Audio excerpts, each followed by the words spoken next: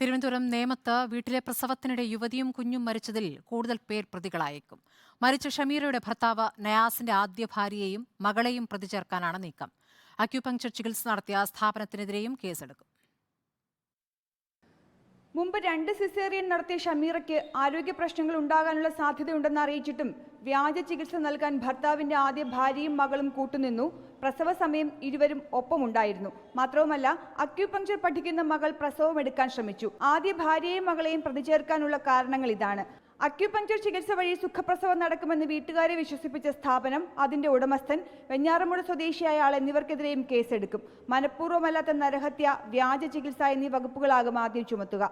നിലവിൽ ഷമീറയുടെ കുട്ടികളെ വീട്ടുകാർ പാലക്കാടേക്ക് കൊണ്ടുപോയി. വെഞ്ഞാറമൂട് സ്വദേശിയുടെ സ്ഥാപനത്തിൽ പരിശോധന നടത്താൻ എത്തിയെങ്കിലും ഇയാൾ ഒളിവിൽ പോയി. റിമാൻഡിലുള്ള നയാസിനെ കൂടുതൽ ചോദ്യം ചെയ്യാനും പോലീസ് തീരുമാനിച്ചിട്ടുണ്ട്. റിപ്പോർട്ടർ, തിരുവനന്തപുരം.